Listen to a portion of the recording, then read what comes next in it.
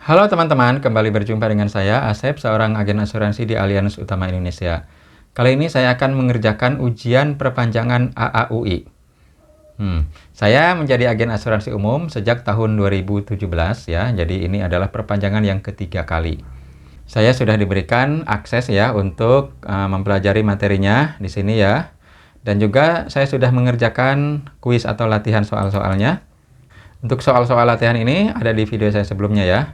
Sekarang kita lanjut ke exam atau ujian. Ujian perpanjangan, waktunya 60 menit. Oke, kita mulai, tapi mungkin diperbesar dulu layarnya supaya Anda lebih nyaman. Kita mulai. Bismillahirrahmanirrahim. Are you sure to take this exam? Yes. Semuanya ada 50 soal dalam waktu 60 menit. Kita mulai saja.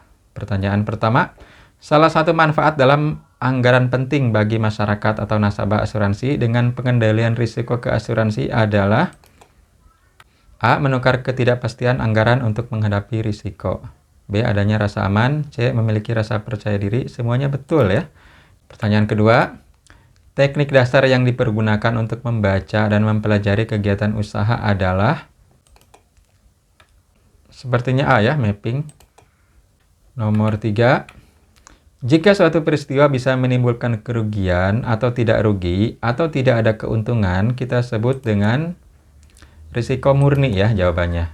Kalau risiko spekulatif itu ada kemungkinan untung. Selanjutnya, nomor 4. Karakteristik yang berkaitan dengan peristiwa yang menimbulkan kerugian, di mana peristiwa tersebut harus bersifat tiba-tiba, tidak terduga, tidak dikehendaki tertanggung, dan bukan peristiwa yang bersifat gradual. Kita kenal dengan istilah, nah ini jawabannya ya, fortuitous. Jadi ini nggak jauh beda ya dengan soal latihan. Nomor 5, apabila terdapat dua atau lebih penyebab yang beroperasi secara bersamaan atau berbarengan, tetapi masing-masing penyebab itu berdiri sendiri, disebut, ini nggak ada tadi di soal latihan ya, ini jawabannya adalah C, concurrent cause ya, causes. Oke, nomor 6, faktor yang mempengaruhi hasil suatu peristiwa, di mana peristiwa tersebut dapat meningkatkan dan mengurang peril, kita sebut dengan sebutan, jawabannya adalah hazard ya, yang D. Kita percepat saja ya, karena kita berkejaran dengan waktu. Nomor 7, untuk mengetahui fungsi dan peranan masing-masing penanggung jawab kegiatan dan wewenang pengambil keputusan, kita kenal dengan istilah organizational chart ya, sepertinya. Saya belum belajar sih ini, tapi ya, sepertinya bisa dikarang. 8, peristiwa yang jika terjadi bisa menimbulkan kerugian, kita kenal dengan istilah definisi risiko dalam arti luas ya, sepertinya ini. Selanjutnya, nomor 9. Sebelum melakukan akseptuasi, pihak asuransi seringkali melakukan survei lapangan untuk memberikan rekomendasi kepada tertanggung yang merupakan syarat yang menjadi ketentuan sebelum akseptuasi. Dalam polis asuransi kita kenal dengan istilah provisi tadi ya. Benar jawabannya ini, provisi. 10.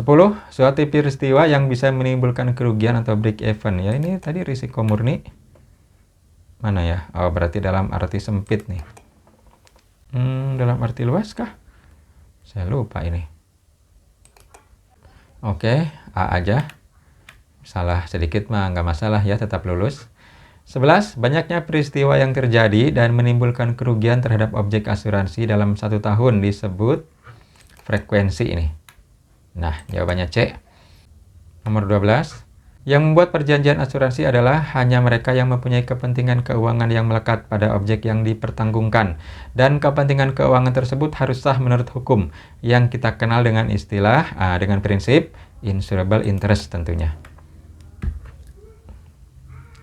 B ya. Selanjutnya, 13. Suatu keadaan yang tidak pasti tentang terjadinya suatu peristiwa dan kemungkinan timbulnya akibat peristiwa tersebut, kita kenal dengan istilah definisi risiko dalam arti luas sepertinya. Lanjut aja lah. 14. Risiko yang jika terjadi menimbulkan kerugian yang sangat besar, berdampak luas, kita kenal dengan sebutan risiko mana ya? Fundamental sepertinya. Lanjut. 15. Tanamkan dalam diri kita bahwa keluhan pelanggan adalah bukan masalah pribadi dan ini adalah murni masalah bisnis. Pelanggan Anda yang paling tidak puas adalah sumber terbaik Anda untuk belajar. Teori ini dikemukakan oleh, sebetulnya nggak penting ya siapa yang mengemukakan ya. Tapi kalau nggak salah ini Bill Gates ya. Ada di di sini nih. Punya Bill Gates. Nah, ini dia. Tanamkan dalam diri kita. Nah, ini jawabannya Bill Gates ya menurut kisi-kisi soal yang diberikan oleh manajer saya ini. Selanjutnya, tipe pembeli yang tidak akan pernah membeli apapun dari Anda. Wah, ini pasti apatis ini. Sebagus apapun produk Anda, semurah apapun ya. Ini apatis, jawabannya B. Selanjutnya, 17. Langkah terpenting untuk dapat melakukan penutupan asuransi adalah harga yang murah, cakupan asuransi yang luas. Jawabannya ini D ya, kepuasan, testimoni kepuasan konsumen. 18. Apakah yang utama menjadi modal dasar bagi para agen asuransi untuk bisa menjual produk asuransi? Jawabannya adalah selling skill. Oke, selanjutnya 19. Pembeli yang mempertimbangkan secara matang atas produk yang mau dibeli detail dan cenderung cerewet adalah pembeli analitis. Selanjutnya nomor 20. Kita mengetahui bahwa selling skill merupakan salah satu modal utama pemasar dalam memasarkan produk asuransi. Adapun bagian dari selling skill adalah teknik probing, teknik supporting, teknik closing, semuanya benar. Ya, jawabannya D. 21. Untuk menggali potensi pasar bisa didapat dari berbagai sumber. Di antaranya adalah menggali dari referensi produk lain, program buyer, get buyer, tulisannya buyer. Keluarga sendiri, semua jawaban benar ya, D ya. 22. A habitual wear, height of energy, confidence, chronic hunger for money, and positive thinker. Sepertinya banyak tipe ya, orang pro juga ini. Adalah syarat yang diminta untuk menjadi agen yang sukses, dan teori ini dikemukakan oleh, apa pentingnya siapa yang bikin teori ya? Saya lupa di sini ada nggak ya? Berarti bukan Ian Samar, bukan Bill Gates. Antara Robert Antonius dan McMurray. Dan jawaban sekarang aja ya, D. 23. Pembeli yang sangat peduli dengan apa yang dipikirkan dan dirasakan oleh orang lain mengenai keputusan pembelian dengan membicarakan dulu dengan keluarga. Nah, ini tipe penghubung nih katanya nih. D. 24. Pembeli yang tahu benar apa yang dibutuhkan, fitur dan manfaat serta anggaran yang dipersiapkan untuk membeli produk adalah jenis pembeli aktual. Nah, C ya, aktualis. 25. Untuk menjadi agen asuransi yang handal, maka agen harus menguasai dan mengetahui tipe pembeli, cara berkomunikasi, mengatasi keberatan pembeli. Jawabannya benar semua ya. Selanjutnya 26. Langkah-langkah untuk dapat melakukan penutupan asuransi. A. Tanamkan bahwa produk asuransi adalah sesuatu yang dibutuhkan pada posisi sulit. Betul. B. Arahkan nasabah akan pentingnya asuransi. Betul juga. C. Lakukan imajinasi yang bisa memberikan gambaran nyata akan manfaat asuransi. Jadi semua jawaban adalah benar. 27. Kewajiban untuk mematuhi peraturan yang dikeluarkan oleh perusahaan asuransi tempat agen terikat perjanjian keagenan disebut dengan obedience. Ya, ini jawabannya. Lanjut. 28. Untuk sahnya suatu perjanjian diperlukan 4 syarat yang harus dipenuhi, antara lain adanya kesepakatan, adanya kecakapan membuat perjanjian, suatu hal tertentu, dan sebab yang halal. Jawabannya semua benar. 29. Pemutusan kerjasama antara agen dengan perusahaan asuransi yang diageninya didasarkan atas A. Kesepakatan bersama antara agen dan perusahaan asuransi. Pemutusan salah satu pihak, agen meninggal dunia. Semua jawaban benar. Kemudian 30.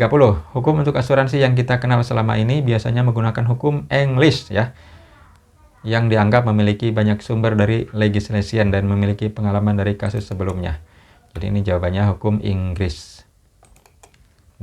Pokoknya gitu aja lah. 31. Setiap orang yang menggelapkan premi asuransi maka dipidana penjara paling lama 5 tahun serta dikenakan denda 5 miliar rupiah. Tercantum dalam pasal, nah ini pasal 75 nih.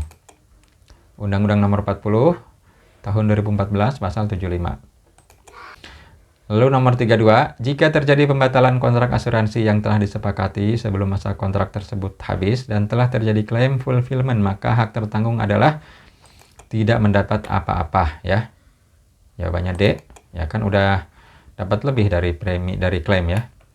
33, perjanjian akan dapat dibatalkan dengan meminta pembatalan dari hakim melalui proses penetapan pengadilan jika syarat objektif tidak terpenuhi.